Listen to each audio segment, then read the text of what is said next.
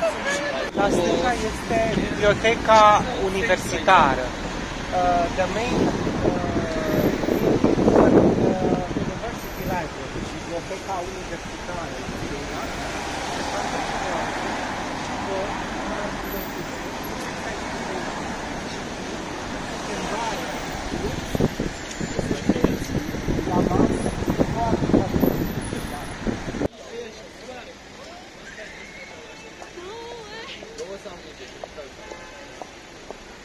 Stop being happy.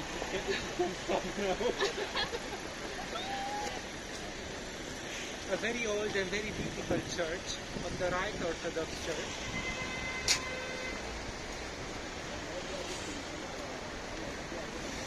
خب بچه‌ها این یه کلیسای خیلی قدیمیه که اینجا قرار گرفته.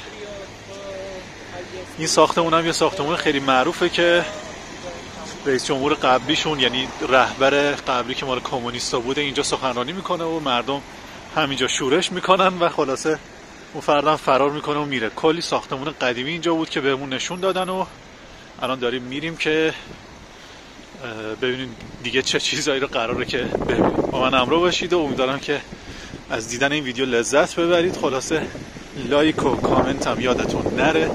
سوالی هم بود توی این اینستاگرام من، میتونید با من در ارتباط باشید.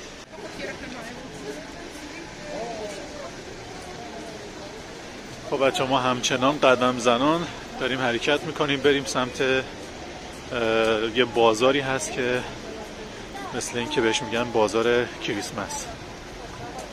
حالا میریم و اونجا رو میریم. تو این خیابونی که هستیم توش پر از این ساختمونای قدیمی قشنگه که هر کدومش هم یه سازمان مهمی هستش. مثلا این ساختمون الان مال ارتش این کشوره و در و دیوار شهرشون هم تا دلتون بخواد از این نقاشی هست. یعنی بده این کارشون خوب نیست به نظر، ولی در کل اوکی.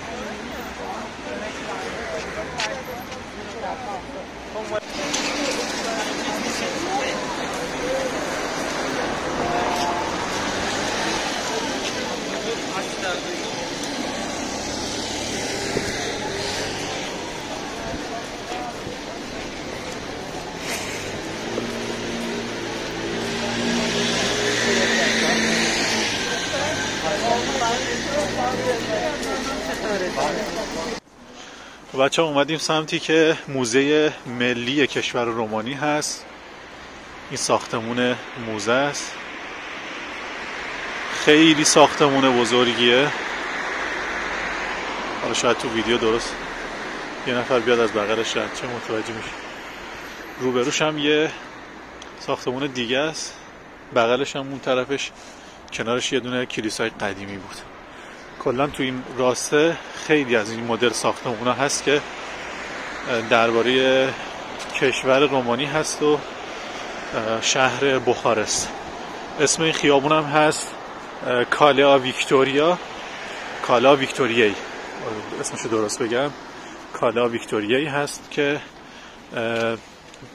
بعضی از خیابوناشو به عنوان اولد تاون یعنی شهر قدیمی هم یاد میکنن و داخلش پر از کافی شاپ و رستوران و بار و اینجور چیزا هستش که من توی ویدیو کاملا جدا اومدم و توی این بارها و این راسته هایی که توش کلا کافی شاپ هست براتون ویدیو گرفتم.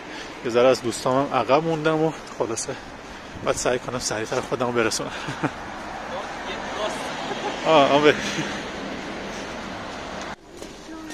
خب بچه داریم به جای خوب میرسیم به نظر میاد. Da.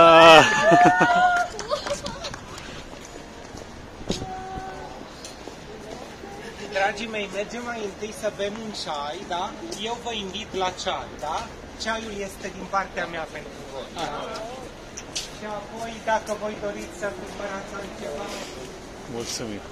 Eu m-am dat în استادمون گفت که الان میریم براتون چایی میگیرم. یه چایی به حساب من، هر چی دیگه خودتون میخواین باهاش بگیرید.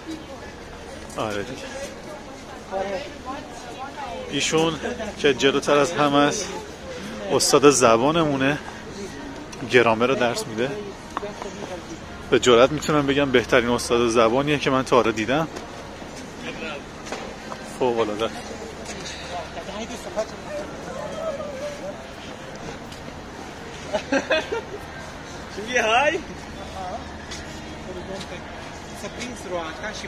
خب بچه من برم عکسو بگیرم بیام.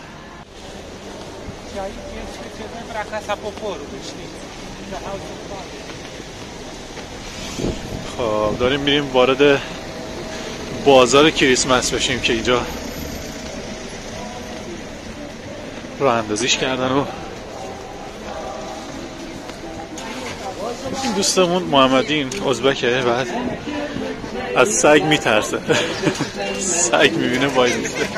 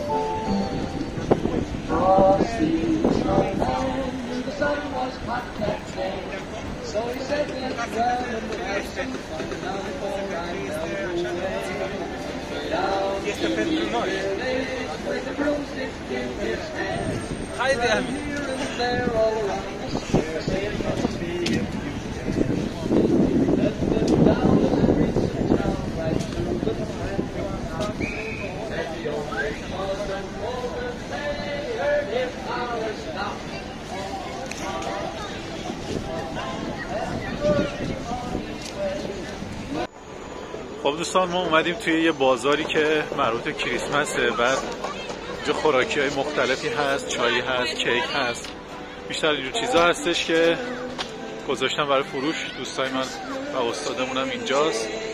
پشت سر من هم همونطور که میبینید یه پیست اسکی روی یخه. این طرف هم یه چرخ و فلک گذاشتن و خلاصه مردم دارن لذت میبرن اینجا دیگه از جشن کریسمس و میچرخن و میگردن و سعی میکنن این ایامی که مربوط به جشن کریسمس هست رو لذت ببرن.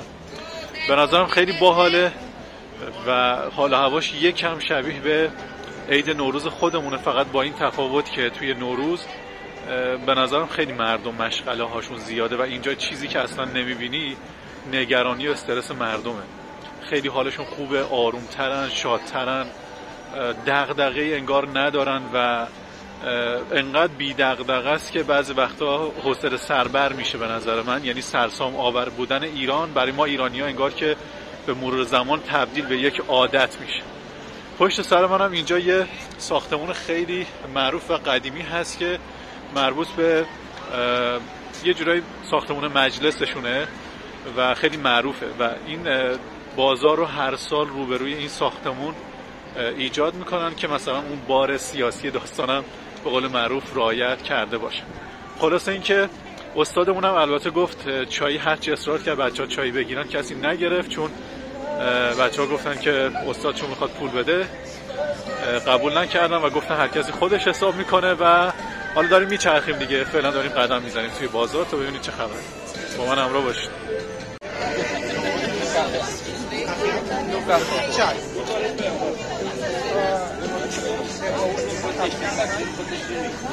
چای آقا دیگه خیلی داره اصرار میکنه، میگیریم دیگه. چقدر خوشگله اینا.